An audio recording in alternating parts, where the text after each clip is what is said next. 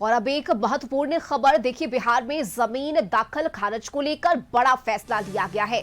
बाप दादा के नाम की जमीन अब आसानी से अपडेट हो सकेगी। राजस्व कर्मचारी खुद गांव-गांव जाकर पहचान करेंगे। वहीं देखिए, मृत रैयतों के मामले में सरकार स्वतः संज्ञान लेगी। उत्तराधिकारियों को बार बार आवेदन देने की जरूरत अब नहीं होगी।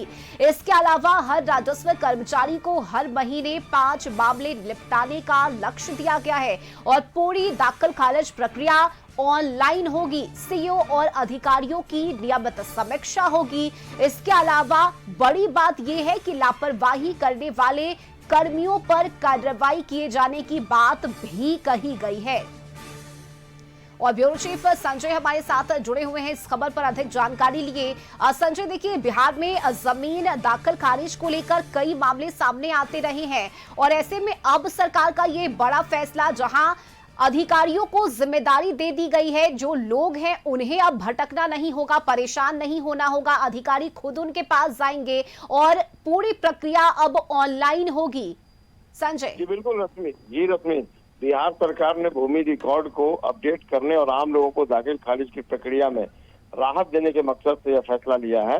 राजस्व एवं भूमि सुधार मंत्री दिलीप जायसवाल ने अधिकारियों को स्पष्ट किया है कि जिन जमीनों का रिकॉर्ड अभी मृत पूर्वजों या बाप दादा के नाम पर दर्ज है, उन्हें नियमानुसार जीवित उत्तराधिकारियों के नाम पर हस्तांतरित करने की प्रक्रिया तेज की जाए। इसका मकसद है सालों से विलंबित मामलों का शीघ्र निपटारा करना और लोगों को अनावश्यक परेशानी से बचाना। मंत्री ने अधिकारियों को कहा है कि राजस्व कर्मचारी गांव-गांव जाकर ऐसे मामलों को आइडेंटिफाई करें जहां जमीन का वास्तविक मालिक अब जीवित नहीं है लेकिन रिकॉर्ड अब भी पूर्वजों के नाम पर दर्ज है। ऐसे मामलों में आवश्यक जांच और कानूनी प्रक्रिया पूरी कर दाखिल खारिज की कार्रवाई तेजी से की जाए। प्रत्येक राजस्व कर्मचारी को हर महीने 5 मामलों का निष्पादन करने का लक्ष्य भी दिया गया है।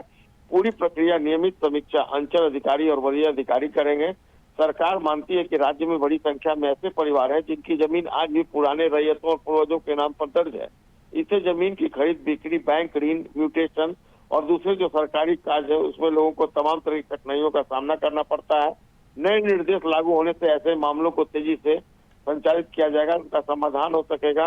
मंत्री दिलीप जायसवाल ने कहा है कि भूमि अभिलेखों को अद्यतन करना सरकार की प्राथमिकता रही है। इससे भूमि विवाद भी कम होंगे, पारदर्शिता बढ़ेगी, लोगों को अपने वैधानिक अधिकार समय पर मिल सकेंगे और क्राइम कंट्रोल के एस्पेक्ट से भी ये बेहद महत्वपूर्ण स्टेप है।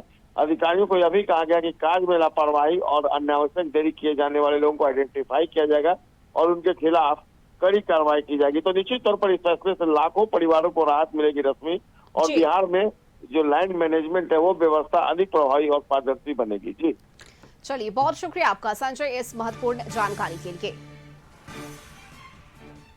और इस बुलेटिन में अभी के लिए बस इतना ही। खबरों में बने रहने के लिए आप देखते रहिए कशिश न्यूज।